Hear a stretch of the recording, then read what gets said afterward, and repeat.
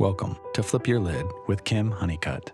Kim is a psychotherapist and executive director of ICU Talks, a mental health speaking ministry. This is a podcast about how to flip your lid and learning how to reconnect to who you really are. All right, Flip Your Lid audience, thank you for coming back and being a part of us just spending time together and getting to know amazing people like Dr. Kristen Cocchiola and our new guest here today, Amy Polacko. And she is the author of a book called Frame. I'm going to let you hear directly from her. So Amy and Dr. Cocchiola, both of you, welcome to Flip Your Lid. Thanks for having us, Kim. Yeah, so good to be here. Much. And if y'all don't know Dr. Kristen Cocchiola, then please go a few episodes back and hear her wisdom on that. You don't have to have that wisdom to be a part of this podcast, however, but it's something you probably want to listen to. So Amy, since you have not been here previously, I'm just going to start with you. And our way of getting to know you is ask you to tell us a little bit about what flipped your lid and what measures you've taken in order to reconnect to who you really are. Great question, Kim. And I am a former full-time reporter on TV, and that's a great question. Cool. Usually I love asking the questions, but and that's part of my story, I guess, because I'm divorced not once, but twice. And in the process of going through this, I was exposed to family court. Right. And what I saw there, that flipped my lid. So yes. I saw what was happening. I'm a survivor of domestic abuse. And when I saw how the tables are turned on women, like so many people who have gone through this, women especially, I could not look away. And so I think we all have our own, path to healing from these relationships. And my path has been to kind of dust off those journalism skills and use them to shine a light on these issues. So I write for national news publications like Ms. Magazine, NBC News, HuffPost, The Independent, different places, really trying to shine a light on this issue that we do in the book as well. That is excellent. Thank you for the advocacy work that you're doing. And we got a shot of the book. Everyone's got the book but me. You'll have one soon. I feel so left out. I will get one very soon. I'm going to get an autographed one sent to me in the mail. Hint, hint, hint. Okay. I'd love to have that. So you're really hoping through the pain you went through and the resiliency and not wanting to be the only person that just going through this, like you're really wanting people to know this is the system that we're in. This is what's happening to women. And how do we prevent it or get ahead of this in some way? Because we're so far behind. There's such a lack of understanding. Dr. Cocchiola, would you step into that a little bit? Like, how did we get here that this is so rampant, but we're acting like this is new information? Well, if we want to really go back in history, we can talk about the Constitution and how it says we are the people, but it doesn't acknowledge anyone besides men who are white and landowners. Right. So this is a foundation, a structurally endemic issue based on patriarchal norms. And it's not to say that all men are bad. Of course, we're never saying that. And actually, we want men to read this book because we know a lot of men care about women and women's issues and children, of course. Yeah. So it's truly just, again, a structurally endemic issue that I think we get a lot of pushback on because people think it's like, you're blaming us or we're the problem. And it's really it's like this problem is impacting everyone. And from a clinical perspective, like there is so much money, billions and billions of dollars spent on the trauma that people experience children living in a home with abuse. I mean, could you imagine like if we could just eradicate the intergenerational trauma, how much money we would save, how much and it's not just about money, but people always make everything about money, right? Do. Yep. Yeah. So, it's just a huge problem in society that a lot of people are not willing to acknowledge. Yeah, absolutely true. Amy, for you, like, how did you deal with your trauma, your therapeutic and interventions to get to a point you were healed enough to now be a mental health advocate? Well, I credit therapy. I'm a big fan of that. I had an attorney who a while back said to me, you need to go to the domestic abuse crisis center in our area. And I think as many of us do, and I actually wrote about this for Ms., referring to the Netflix series Made, if you've seen it. You remember that scene where she's sitting there with the social worker who says, you're an abuse victim. And she's kind of shocked, like, well, he Mm-hmm. doesn't hit me, Mm-hmm. And so I think that's where it started for me. And I became a coach. I have a Freedom Warrior coaching business because I felt like I didn't have that buddy kind of showing me this is the lay of the land in family court. And that's why I do that for my clients. And I have a digital course that warns them about the family court system. So I think, they say the last stage in healing is helping someone else, right? And Mm-hmm. that definitely has been the case for me. Yeah. What would you want anyone to hear who's right in the middle of this? And here's part of this. You want to say this, because I work with a lot of women, and this does happen to men, but I have just worked with a lot of women who it doesn't matter where they are in the process. They're never at the end of the process. So what would you say to those who are, again, they get the next contempt charge, they get the next temporary protection order for something that doesn't make any sense? How do women keep going when they don't even know where they are in their own process? Well, I called my business Freedom Warrior for a reason. And if you can see this quote over my shoulder, right, Joan of Arc, Yes. I constantly refer to this when I'm on with clients.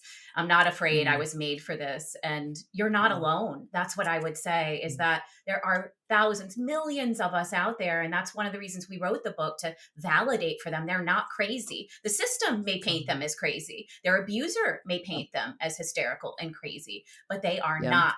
And so I think you can find such strength by locking arms and thinking, okay, if she did it, I can too.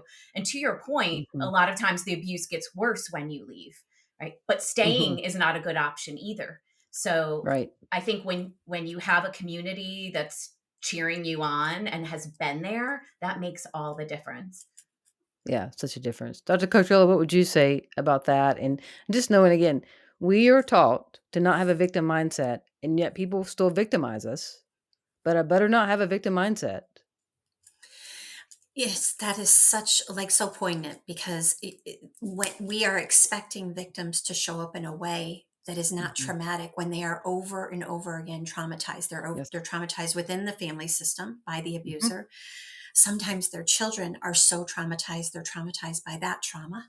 Mm-hmm. And then they go into the institutions and they're traumatized again. And Yes. so we expect them to show up in such a stable state. And that's part of what I think Amy and I both do, and I'm sure you do, is we try to support them and acknowledge that this is totally unjust. But guess Mm-hmm. what? If you want to beat the system, you actually do have to show up in this particular state, in this Yeah. state of personal power. The really Mm-hmm. cool thing about the brain that we know from research is that if we actually make the brain feel like we're safe, it'll actually take on that. The brain actually Mm-hmm. can adapt to that. When we constantly think we're unsafe, we're just going to always think we're unsafe. So there Right. is some good news and some good work that can be done when we Mm-hmm. actually, I call it fake it till you make it. Yeah. Like you almost pretend that you're this Joan of Arc, that you have this Yeah. resiliency. But Yeah. as Amy said, escape is elusive. It's never really escape. And we know Mm-hmm. that in well over 95% of the cases, the course of control intensifies Mm-hmm. significantly. And so Mm-hmm. we tell people to leave, but it's not safe for them to leave. Right. That's right. Yeah. Amy, tell me about the stories in the book and what people would see once they get to Amazon and order this book. What are they going to find inside of it? Well, there are 22 stories from women around the world, the US, the UK, Canada, and Australia. And they are a diverse sampling of women, too, all walks of life, all different backgrounds. So we really believe that everyone who reads the book, women, and we, of course, we hope men read it too, because they have daughters. If they care about women, they should be reading this book. But we hope that they can empathize. I think in our society, a lot of times, divorces like this are labeled, high conflict, messy, or a Yeah. Jerry Springer situation. And what these Mm-hmm. stories do is they humanize the women in there. And we also Mm-hmm. asked them, tell us about the beginning. We don't want to just focus on the family court nightmare, though there is one in every case. But tell us when you met him, how he courted you, what was the Mm-hmm. relationship like, what was the marriage like in the beginning, because any one of us could be one of these women in Framed. Mm-hmm. Yeah, and that's one reason why I love your story, Dr. Cocchiola, is that it doesn't matter. Like we have this idea that it automatically means you grew up in an abusive household. It's not true. We automatically just assume that if you have a wealth of knowledge and intel, that it won't happen to you. Also, based on your life, Dr. Cocchiola, not true. Will you please speak into that for our audience?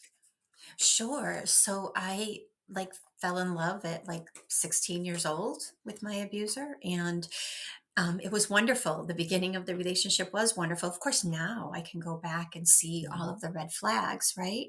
But I ended up marrying this person and having a family. And it wasn't until about year 20. By the way, a domestic abuse advocate since the age of 19 for over 35 Yes. years, teaching social work every Mhm. single semester on the power and control wheel. I mean, working in child welfare, I saw the Mhm. intersection between domestic abuse and child abuse. Never knew my children were suffering that Right. abuse. So Right. this is how insidious it can be. Certainly Mhm. the more covert abusers are, the Mhm. harder it is to see, but Yeah. there's no shame. I mean, Yeah. for a long time I probably sat in shame and like, how could this have happened to me?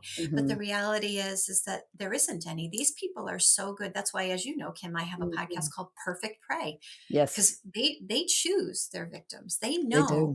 who are going to be the trustworthy, giving Mhm. people who are so loyal, see the Mhm. glasses half full, very optimistic. And Mhm. I want to comment on something you said, because the reality is I have male clients who are gay and in Mhm. these types of relationships. Men can suffer this for Yep. sure, but unless the abuser is a man, Mhm.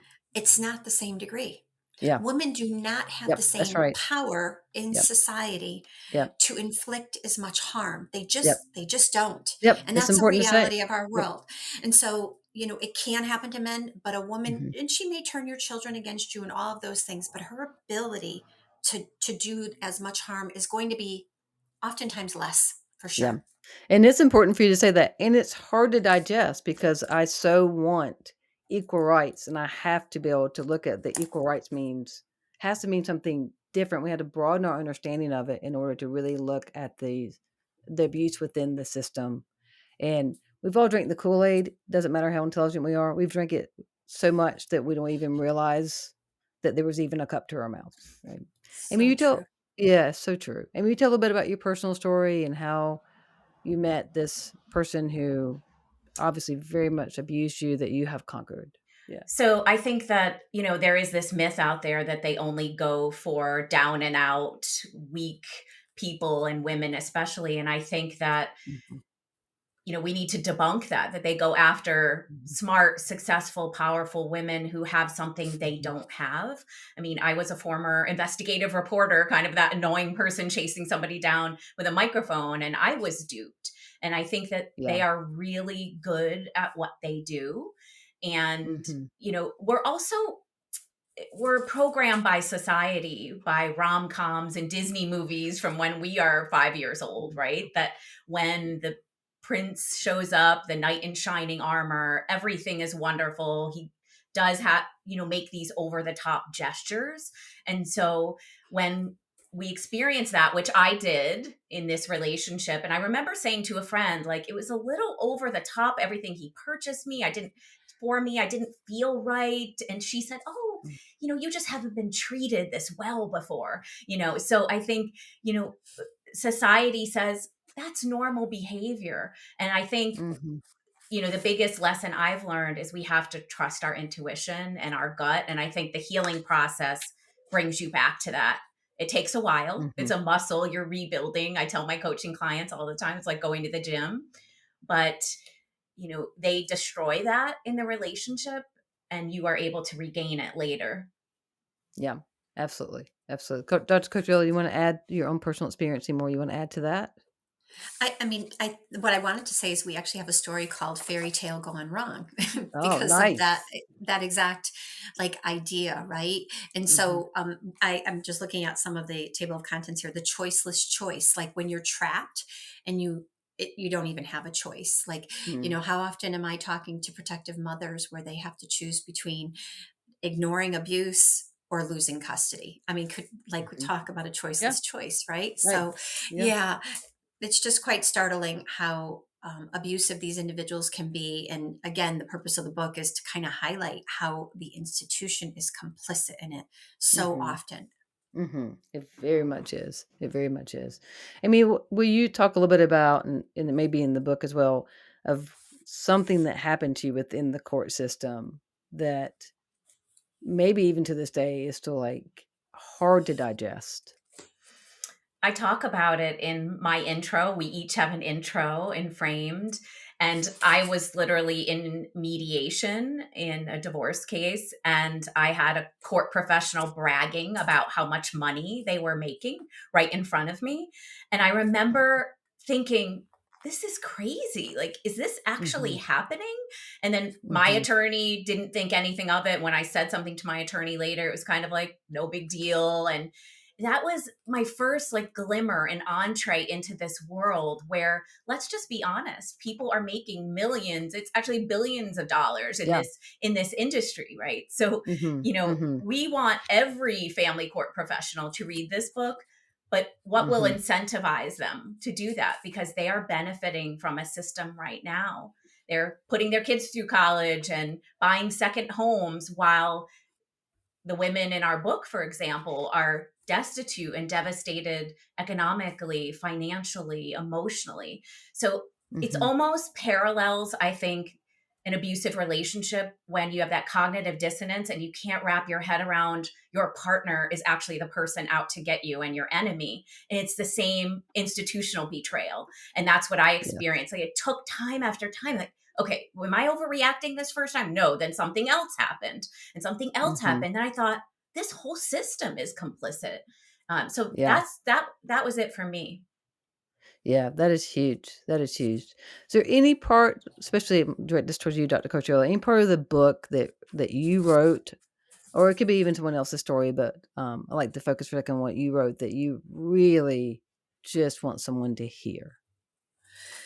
I would say that, so Amy and I each had our stories and we added our notes to our stories. Yeah. And a lot of the moms that I had stories from, I knew personally. I've known them for an extended period of time.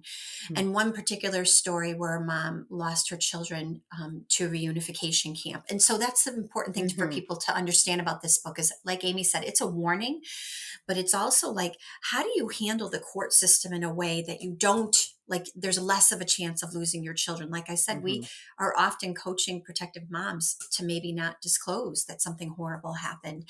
And so in this particular case, this mom, because the children didn't want to see the dad, they had witnessed, like, experienced the abuse. They're beyond witnesses, but they had literally been watching it go on and felt it inside of them. They didn't want to go with the dad. And he claimed that she was an alienator. Yeah. And he was able to take the children on I can actually read to you one little quick paragraph if you want. Please do. My son is now 17 and my daughter is 16. Under temporary orders, I have not been allowed contact or communication with my children for almost 6 years. After Rex successfully convinced the court to order our children to attend a reunification camp. This is despite the fact that no party has ever alleged, and the court has never found, that I am unfit or a danger to our children. I remain a joint managing conservator, confirming that I am not a danger to the children's physical or psychological well-being, but these unjust temporary orders and no contact orders continue, despite the significant amount of work I've done to show my sincerity and willingness to follow court orders to be reunited with my children. Yeah. Like, there are no words for the level of sadness and the depth of pain, and all of it's so unnecessary. It doesn't have to be like this. In the so when children grow up in a home where they're not allowed to retain a secure attachment to the person they believe is their secure attachment, right or wrong. Sometimes kids attach to an abuser. We've seen this happen. Very but much. If that is their attachment, we can't rip it from them. That's actually more harmful than them staying in that situation and slowly over time creating critical thinking skills.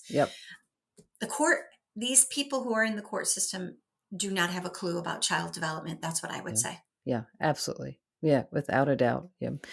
Amy, one way that Dr. Cocchiola and I, our paths crossed, I was working on a case where like to this day, even though things have gotten a little bit better, it's infuriating, the idea that there is a reunification therapist who is actively now abusing the children, of how he's always taken the narcissistic parent side. You got a judge who found my patient guilty 30 days in jail for contempt because the kids refused to get out of the car to see their dad. They are teenagers. They know he's harmful. And it's all up to him when he comes into their life. One of my biggest issues, Amy, was the therapist, somebody who's in the same field as I am, who's harming them. I'm ready to turn the therapist in to the board. The kids are so scared of me doing that because they have no choice but to show up for therapy. Talk about choiceless choice. Like, Right. I experienced it. All of us experienced it. That's the most heartbreaking part of these stories. And I think there are so many of them. I'd love to read you from one of these that I think illustrates that as well. Because what people don't realize, like you said, it's not just an ugly divorce situation or a domestic situation involving adults. The children are the true victims here, and the most egregious things are happening to them. So this is from this is called The Judge's New Clothes, and it's a story by a woman from Australia, actually. And she says, eventually, her ex began confessing as the child's sexual abuse disclosures could not be denied. She said the monsters were touching her bum.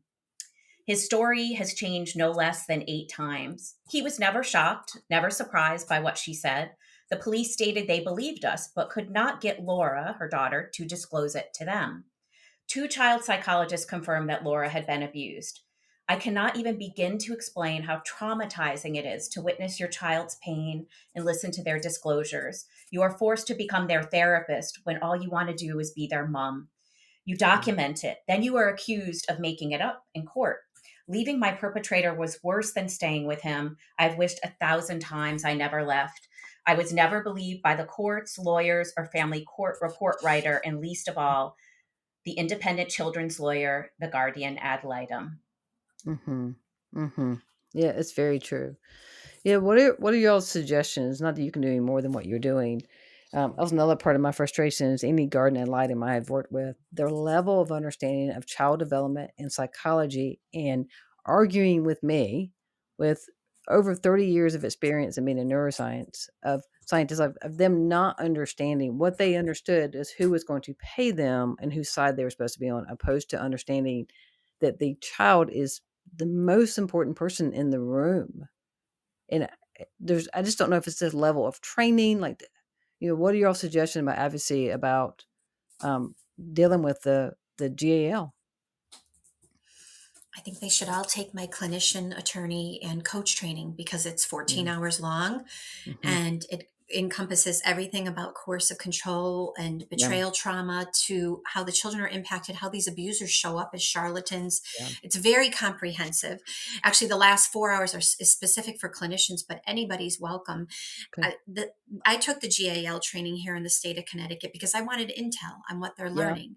Good. And frankly, what they learn a lot about is this, again, high conflict. And I was on Dr. Ramani's podcast some time ago, and she said that since that podcast, she now will no longer use the word high conflict. Right. Because it's not high conflict. There's one person drawn towards conflict. And how do we really expose, like, I personally think the only way to handle this, Kim, is to infiltrate the system. Yeah. We need good people like you on the ground doing this work. But as you know, once you become known as an advocate for children, you're not going to get hired to the same degree because it's everybody's looking for equity. Yep. That's right. That's right. Equity in what world? When if that abuser was a stranger, there would be no way on God's green earth a child would have to go sit in a room in therapy with that person. Right. How is this our world? Yeah. There's never it's a level. parent? Yeah. There's never level of any safety with that. Amy, what would you like to say with all that? I agree with Dr. C, of course. And I also believe that we need a mass movement, a grassroots movement. And we hope, we say Framed is not a beach read. It's a must read. It's not going to be fun. We're going to be honest with you, but is necessary. We hope you're ticked off. We hope you're moved and you're enraged. We have at the end a whole call to action. And I truly believe, like every other social justice movement we've had, we need people to care who maybe have not been in the system. So it's all of us together. And that's why we are trying to propel this out to a mass market. We say anyone dating, anyone married, thinking about getting married. Maybe you think you're happily married. How do you protect yourself? Are you thinking about divorce? Are you in a divorce? Are you a grandmother of, young women? And men too. Do you have daughters? Everybody needs to read this book. Yeah. And Dr. Romney did write our foreword. We are so honored. And of course, Dr. Lisa Fontes did a quote for us. She said, "As an expert witness, I can attest that Cocchiola and Polacco's groundbreaking book sheds light where it is sorely needed." And we're so grateful to Tina Swithin, who also wrote our epilogue. But I mean, most importantly, these 22 brave mothers who shared their stories with us. But in what we say to people is, they may be these brave mothers' stories, but they could easily be anyone's stories. Yeah, That's the sad part. Yeah, we all know somebody, right? Yeah, but I will tell you, having Dr. Romney be a part of this, she's such a groundbreaker of understanding of the many faces of narcissism and allowing people to have a voice and to not believe the lies that come along with the narcissism. The issue is, and what you are bringing light to, is that the system is also narcissistic. The system also is very attractive to those who have narcissistic styles, right? It's also infiltrated that is why I hear y'all. We need a mass movement on the ground, and we need allies, which means this doesn't mean you had to ever had this experience. And sometimes it's better to not have had this experience, but that you're willing to sit with those who have and to speak from there. Right. I think absolutely we're experiencing right now politically. That could be a whole nother podcast, right, Kim? If you want to hear me cuss, if we want to start cussing, we can talk about politics and people voting for a malignant narcissist. Let's go there. Right. But there is this attack on women's rights right now. This is part of it. We want to show people with Framed, hey, maybe you haven't thought about the family court realm, but this is breaking apart families. This is decimating women. And we talked a few minutes ago about money. Hey, if it comes down to that, guess what, taxpayers? You're paying for a lot of this. When these court cases drag out for 5 and 10 years, you're paying for it. You're paying for mental health and healthcare for these families that are decimated by this court system. Yeah, it is so true. And again, we have permission right now to get political. Like, we've got to talk about it. It can't be. It used to be such a separation that we didn't have to understand politics. And there's privilege in me just saying that, right? I want to acknowledge that. But now the understanding, particularly with certain parts of Project 2025, of it is going right back and completely reinforcing this idea that a woman is submissive and less than. And so if this isn't affecting you now, if you have a daughter, a friend, a cousin, anybody, like, just the idea of her body not being her body and her not being able to make her own decision within a marriage, like, this is happening already. And this is going to be exaggerated beyond our understanding. Isn't that right, Amy? Right. And I think one thing people don't think about is some of these conservatives want to get rid of no-fault divorce. It's something I've written about for Ms. Magazine and done interviews on TV shows about, because these women already have it bad enough in a system here in the United States where no-fault divorce in some form is in every state. Imagine if they didn't have the right to get divorced. They would have another hurdle. Add on another 5-10 years onto the case. They've got to prove that they're actually being abused. Right. It is like servitude. It is something everyone has to care about. I think the court system has to be able to honor those who are experts like y'all are, Dr. Romney is, that Tina is, when it comes to understanding the psychological framework of somebody who is abusing someone and what abuse looks like inside of a woman and what it looks like inside of children, having some understanding. The only thing allowed in the court system is parent alienation syndrome, and that's not even a psychological term. It's not even approved psychologically, and yet here we are talking about alienation. But we won't. But I can't bring up narcissism when I'm on the witness stand. I can't talk about that. It's so true. And we are having a problem now in the court system where oftentimes people hire coercive control experts. And so I like to say to listeners, right? So not all narcissists are coercive controllers. Ramani and I discussed this when we met together for a couple of mental health conferences, but all coercive controllers are narcissistic abusers. They're at the very height of narcissism. They're at the very significant extreme. And I specifically researched the experiences of children who live under this oppression in their family system. And I think, to your point, the idea that our court systems are not educated on this. And my fear is that we have like domestic violence trainings that judges have to do, but it's only looking through the violent incident model. It's not looking beyond that. And really, if we could all become, it's not hard to discern who an abuser is. If you understand, clinically speaking, pathology, right? And you understand how it can show up, then we could be like, oh, wait a minute. That seems like a sign.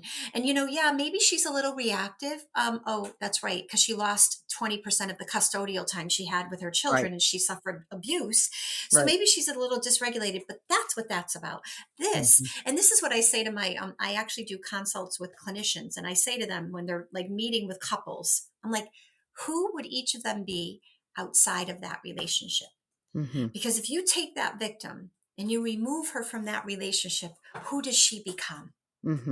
Is she still emotionally reactive? That's Is she still like, slamming doors and really angry? Or does she become a different person? She becomes who she truly is. Yeah, that's right. That's right. Yeah. Even being around people, and I'm sure you have experienced this, that you're around people who really just don't accept you. Something just feels off. Like we just leave ventral vagal, leave a place of connection. We get a little bit protective, a little bit fawning. Like something happens. Like even that, we can look a little bit insane. We're talking about somebody that you married, had children with, and believe this is the rest of your life, and having to reconcile internally that very person actually wants the worst for me. And all you still want for the other one is the best. Right? Until you really reconcile all this. Amy, you want to speak into that? Yes, because right here on the bottom of Framed, right, we've got Know the Abuser's Playbook. And they've got a bag of tricks, and you have to know what that is. I and so many other women went like a babe in the woods, headstrong into family court, thinking it was going to be fair, thinking they'll just hear my side of things. And hey, I may not get everything I want, but it'll be okay. And so I think, and that's why in what I do, I really want to educate women as they're heading into divorce and in the process, because they could inadvertently do things that, to your point, Kim, are misconstrued and twisted into parental alienation syndrome and all these things because they don't know any better. How would they know? Right? Yeah, that's right. That's right. Yeah. And so much is happening to us before we realize what's happening because we would never treat someone else that way. And it makes it very harder to detect and then digest and then react from that place instead of from where we actually are and who we are. We are authentic, right? We are authentically ourselves, and these abusers are not. They don't know how to be authentic. I was on a call last night with a mom. She had to go to the ER today with her child, and she's afraid child welfare is going to be coming out because the child had expressed some suicidality. And so we talked about the things she can say to protect her child, but to prevent the abuser from taking, using that against, weaponizing anything against her. Because, I always say this in our world, like sadly, it's called himpathy, right? Kate Mann coined the term. This idea that a man can do 9 egregious things, and a woman it's the entire opposite. She does 1 egregious thing, and it's held against her at a higher rate. Right. Absolutely. Yeah. And so and Amy, if you want to speak in this, there's a climate that we're in, and we've been there since 2016. It's just very much escalated that for those of us who are survivors of narcissism are in it. And also, I just want to say survivors of sexual attack, and to see Trump have so many hero worshipers, have so many flying monkeys, seeing people who are just worshiping him. And he's a reminder for so many of us who are survivors, whether it's sexual abuse, narcissistic abuse, family court abuse, and to see someone like that, to be worshiped this way, it is triggering left and right. Every time I see a Magna hat, every time I see all of it is incredibly painful, but also remembering if I'm too reactive, then I don't have space for that because then they'll just say, oh, she's crazy. Why listen to her in the first place? On and on. So I'm sure you both are seeing this over and over again. Absolutely. And years back, I had a woman in my support group say it best, that whenever I see Trump on TV, it's like my ex-husband is in my living room again. Yes. So it has been triggering for all of us. I wrote an Yeah. op-ed on that I pitched to a bunch of outlets, which never ran it. But it was saying basically, we know what his next move is going to be. Those of us who've been with a narcissistic abuser, we've predicted this all along. So it's kind of like we're treated like the little boy who cried wolf when we've seen this. I think a lot of us are hopeful right now that maybe more of America is catching on, and that we're getting back to the goodness that exists in all of us, and this stark contrast we're seeing right now. I think that's why we feel so hopeful, is because it's like we have been abused by him in a way all these years. Yeah. I mean, everything he does, deny, all of his legal things. Yeah. That's what men do in family court. They do. Darvo. That's what I was just about to say. It's Darvo left and right, and it's just difficult. But to be somewhere and see like people have the Christmas ornament of Trump, or they're drinking from a coffee mug with Trump, like all the things, like the pain. And I'm just so honored I get to sit with so many people who are willing to let me be part of the vessel to process it. But there's still an incredible sadness that the level of denial and dissociation that has to be prevalent in this country, that we even have to talk about this so much. My colleague Steve Hassan wrote the book, The Cult of Trump.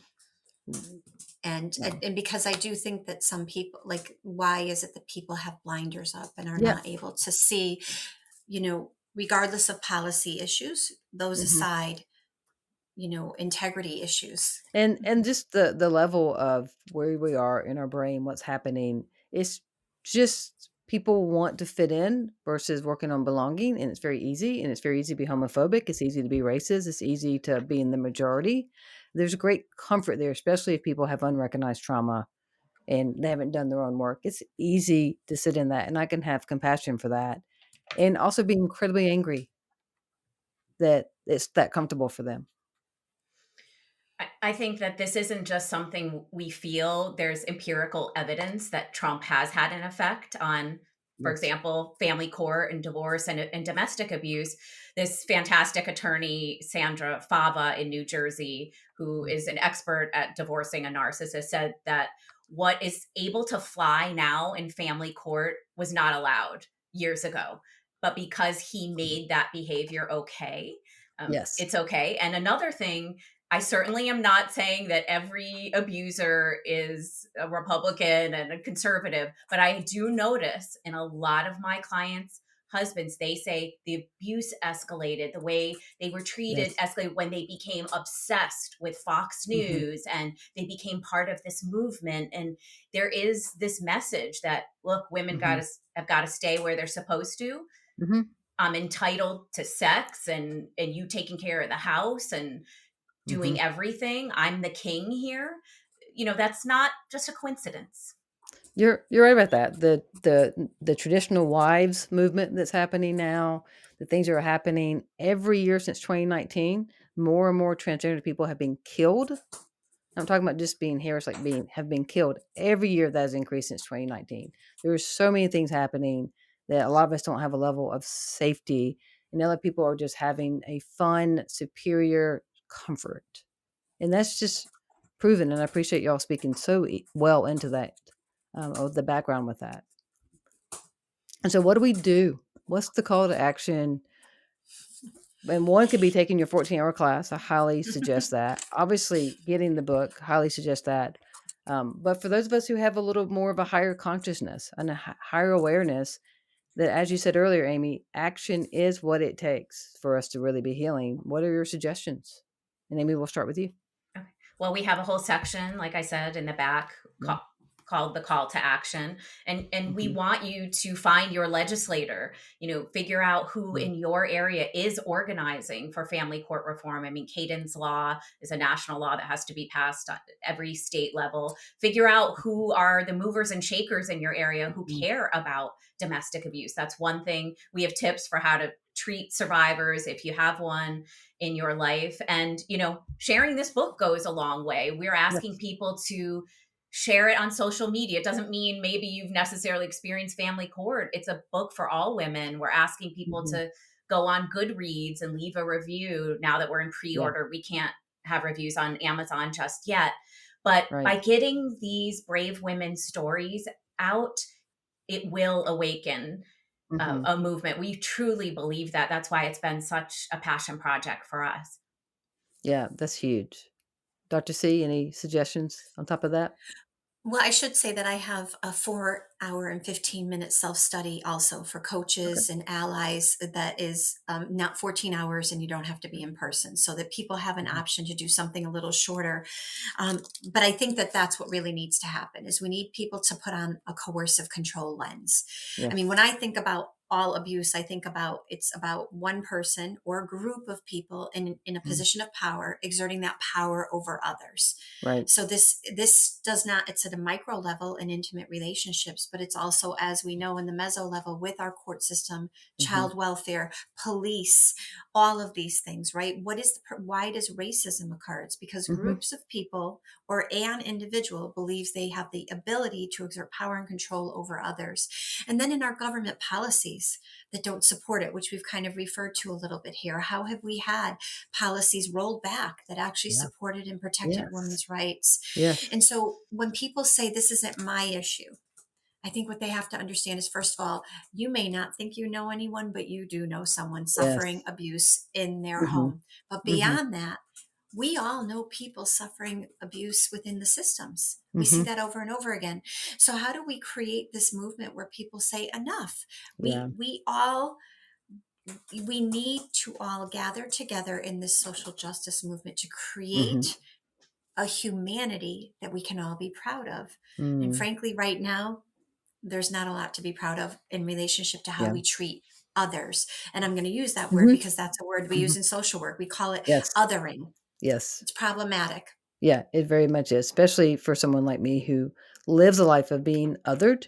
And just knowing, like, the idea of, I love how you put about a humanity to be proud of, like, the idea of that, the concept is beautiful, right? And that we're going backwards where the pride is based on putting people down and making sure that you're not the one being othered. It's that bully mentality that as long as the bully's not bullying me, then I'm okay. Right. And we have to have the courage to pivot from that.